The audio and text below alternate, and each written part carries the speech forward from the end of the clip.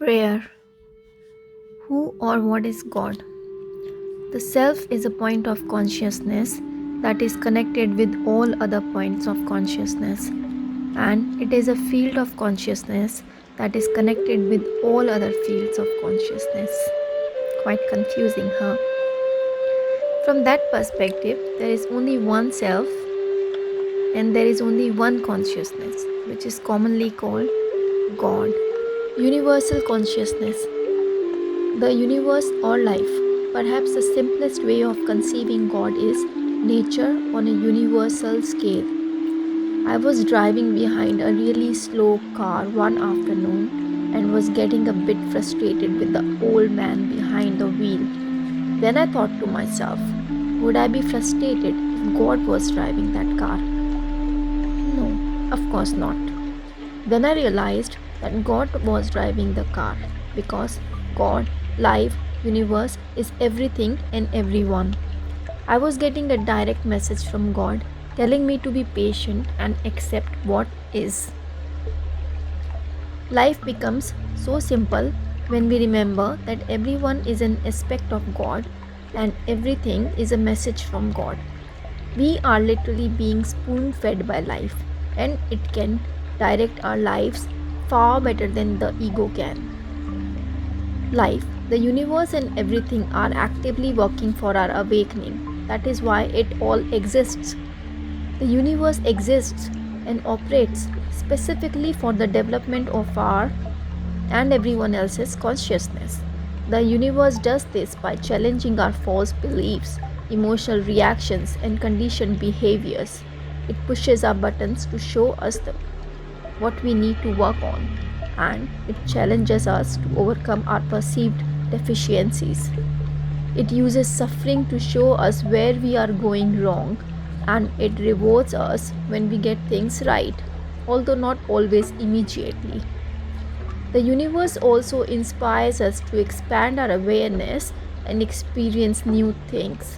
Whatever life sends our way is meant to be. So, why do we feel the need to pray for things to be different? No matter what we think we want, all we ultimately want are peace, happiness, and contentment. We already have these qualities in abundance because they are our true nature. We have just lost sight of them. So we don't really need to pray for anything except perhaps to be able to see more clearly who we really are and what we already have. Creative power. The true self, being an integral part of God, life, universe, has creative powers that enable it to manifest change in our lives. So, if we pray from our true self, there is a good chance it will happen, provided it does not interfere with the divine plan for the unfolding of the life and the development of consciousness. However, none of us can pray from our true self 100% because our exiles, holes, and ego structures influence everything we do. Also, the true self does not need to pray in the conventional sense because it is already perfect, complete, blissful, and immortal. So it wants for nothing and it trusts God, life, universe completely. The ego self is a part of the true self, but it has forgotten that. So it cannot utilize the true self's creative power. This is why the ego self has to resort to asking for help. Conventional prayer is like asking the government to help us out with a personal problem. To us, we are just one voice in a million and they cannot give everyone what they want. So the chances of anything significant happening are pretty slim.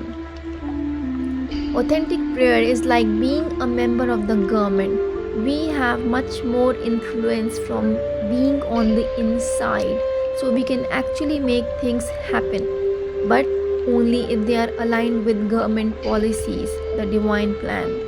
The differences between conventional prayer and authentic prayer are described as conventional prayer. Conventional prayer is asking an external God for something in our or somebody else's life to change. This mode of prayer has a number of shortcomings. 1. external God. Asking an external God may feel empowering, but it is actually disempowering because it separates us from the creative power of God, life, universe, which we are part of. Second, rejecting what is. Conventional prayer is rejecting what is. It is saying, I am not happy with what God is doing. It demonstrates our lack of trust in God and the divine plan. Suffering. Conventional prayer creates distance between how things are now in the present and how we want things to be in the future. We are basically telling ourselves that we cannot be happy or contented until we get what we want. Number 4. Lack. When we ask for something, there is an underlying belief that we do not have enough.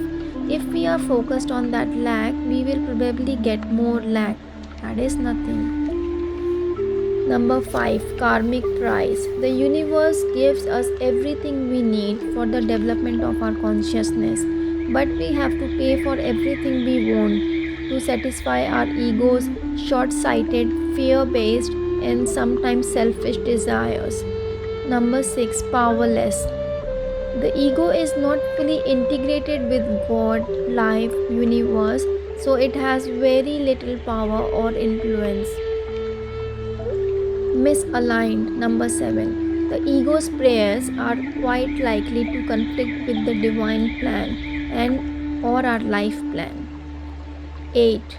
Ignorant. The ego doesn't know what's best for its own life, so we should think twice before asking for changes in other people's lives, no matter how good intention they may be. That being said, God, life, universe does sometimes gives us what we want, not always in the way we may have hoped, but in the way that is best for our development. But rather than asking an external God to make things better, we can use conventional prayer to ask our true self, the God within, to show us how to make things better. That is, reintegrate, evolve, and awake. Seeking insight and inspiration from our true self is the ideal use of conventional prayer. We can then use authentic prayer to actively bring it into being. Authentic prayer. If conventional prayer is asking for something from God, authentic prayer is giving something to God, giving our conscious presence to God, life, universe.